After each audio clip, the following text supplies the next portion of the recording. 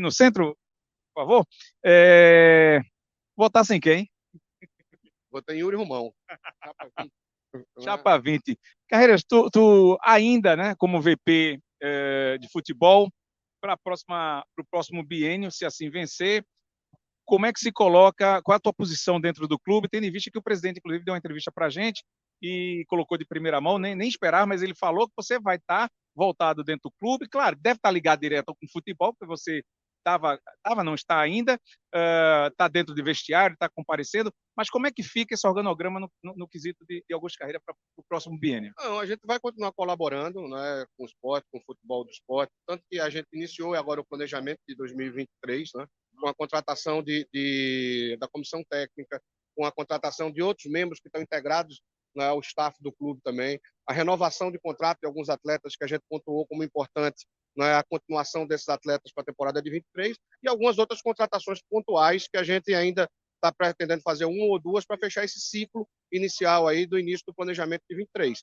Então, a gente teve a participação efetiva, ampliando, e quando a gente fala, Yuri tem falado muito do aumento da profissionalização do departamento de futebol, o que houve, nós trabalhamos esse ano apenas com um dirigente estatutário, que foi eu, não tinha nenhum outro dirigente estatutário dentro do clube, dentro do futebol, vocês que acompanharam o dia a dia do futebol, a ideia é trazer mais profissionais, é trazer um coordenador técnico, para que tome conta também das quatro linhas, alguém que tenha experiência, talvez na condição de jogador, na condição de ex-treinador, que possa colaborar e que não tenha também mais essa ambição e voltar a ser treinador, para que possa colaborar efetivamente nessa nova função, assim como faz Paulo Autuori nos clubes que tem passado ultimamente, exemplo do Atlético Mineiro, Goiás, do Atlético Paranaense, perdão, do Goiás e agora do Internacional de Porto Alegre, e tantos outros que assim estão fazendo por aí. A gente precisa ter um profissional que venha também nos ajudar dentro das quatro linhas, fazendo essa intermediação com a direção de futebol, reforçar o departamento de análise de mercado,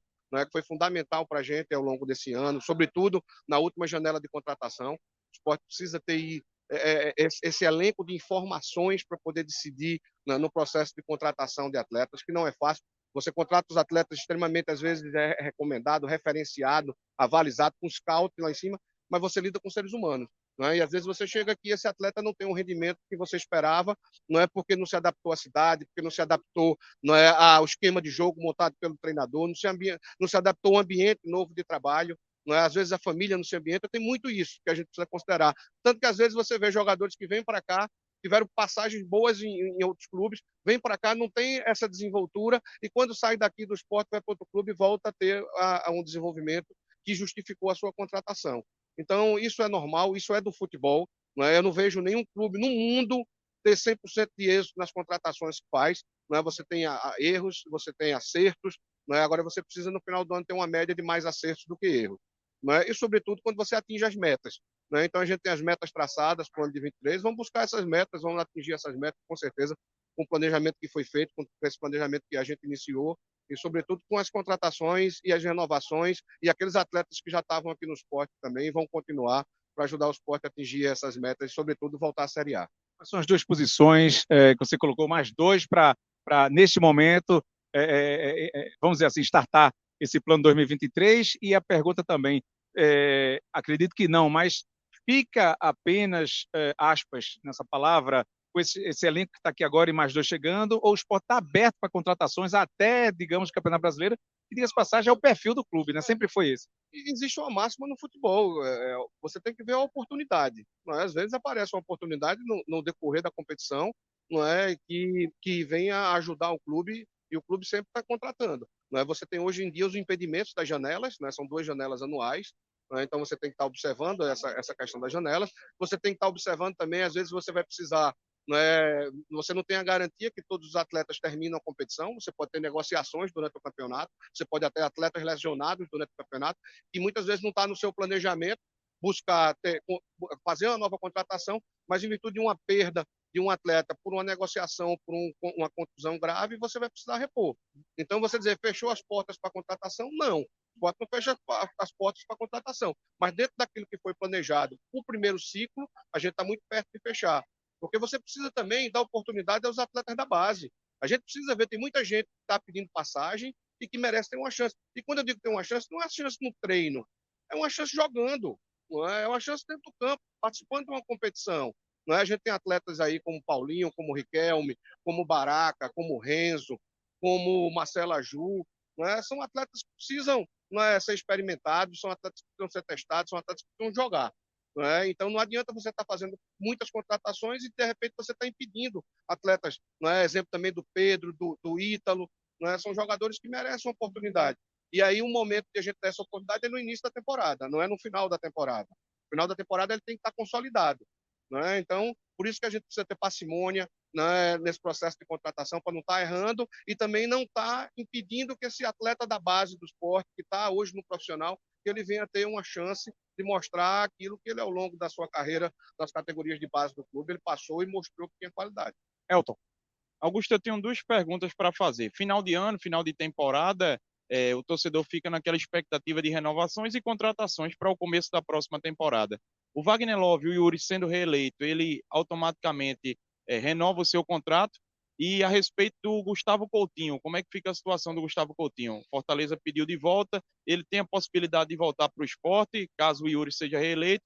Esses dois atletas aí que foram muito importantes nessa reta final no setor de ataque. O Love é um atleta que sempre demonstrou interesse em permanecer no esporte. Então, ele tem um pré-contrato já com o clube. Não é? Agora, ele colocou, devido exatamente à forma que a gestão tratou, não é? O departamento de futebol, não é? A relação que ele criou e que ele passou a acreditar, não é? Na gestão como um todo, do futebol, do clube, não é? Das pessoas que fazem a gestão. Ele condicionou e disse: olha, eu sou um atleta que eu posso parar de jogar, não é? Mas eu quero continuar e quero continuar pelo que eu acredito de vocês. Não é de montar um time forte, de montar um time que vai brigar pelo acesso. Eu sou um cara vitorioso dentro do futebol, então eu não vim aqui para o esporte para perder. Eu quero vir aqui para poder entregar aquilo que a torcida espera que eu entregue, né? E poder dar os resultados. Então ele, dentro de tudo que ele viu, ele assinou um pré-contrato com a gente. De fato, ele colocou isso com muita clareza, que queria esperar a definição do processo eleitoral, né? Mas ele é um jogador que, se tudo configurar, né, com a vitória da gestão, da vitória da gestão da Chapa Esporte do Futuro, de Yuri, né, o Wagner Love estará aqui com a gente para a disputa da temporada de 2023. E o Coutinho? Olha, o Coutinho é um jogador que pertence ao Fortaleza. Não é? O treinador do Fortaleza, o Vojvoda, não é? De todos os jogadores que estavam emprestados, não é, do Fortaleza na temporada de 2022, não é? Dois atletas ele pediu para analisar. Um deles foi o Coutinho. Não é? E só que a gente não pode esperar. Você vê, o Fortaleza vai se apresentar agora dia 26. Não é? Depois já entra em recesso por causa das festas de final de ano. Então, daqui que o Coutinho seja analisado pelo Vojvoda, foi embora no mês de janeiro. E a gente não sabe, inclusive, se ele vai querer analisar também um jogador dentro de campo disputando alguma competição. Então, é mais tempo para o esporte perder. Então, o que eu quero dizer é a torcida do esporte. O esporte não descartou o Coutinho, mas também a gente não pode ficar esperando. E por isso que nós fomos atrás do Gabriel. Né? É um atleta, inclusive o Gabriel, que quando a gente analisou o ano passado para a contratação, era um atleta que tinha números melhores que o Coutinho.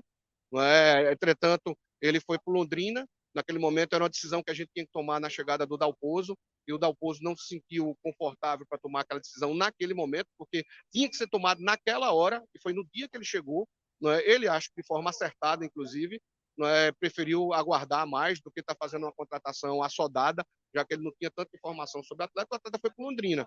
Não é? Mas os números que a gente tinha do departamento de análise de mercado eram números interessantes. Não era o número que estava sobre a mesa da gente, era o nome do Coutinho e o nome do Gabriel. Então, com essa dificuldade de trazer o Coutinho, a gente foi, não é, e trouxemos o Gabriel. Não anula uma contratação, não anula a outra. É isso que eu estou dizendo. Não é que o esporte não descartou o Coutinho, de forma nenhuma. Agora, a gente não pode ficar esperando uma posição que a gente tem carência, não poderia estar esperando essa definição do Fortaleza. O Coutinho quer ficar aqui, o Coutinho quer renovar, não é? O Coutinho quer permanecer no esporte, ele acredita que a construção da carreira dele passa por mais uma temporada, pelo menos no esporte. Mas nós vamos ver. Agora é uma decisão que não depende do esporte, é uma decisão que só pode ser tomada um pouco mais na frente. Você falou da base, o torcedor tem essa curiosidade. A base vai funcionar dentro do contexto do departamento profissional no Campeonato Pernambucano, 11 titulares. Qual o percentual, qual é o projeto para o Campeonato Pernambucano, tendo em vista, o próprio Yuri já falou, o Enderson falou, 3 meses iniciais, pelo menos eu fiquei sabendo, a observação maior vai ser na base, até porque o mercado, as oportunidades, tudo isso que você está dizendo. Como é que se é que pode, claro, né? Porque a gente não dá para prever tudo, um jogador pode se destacar, outro não.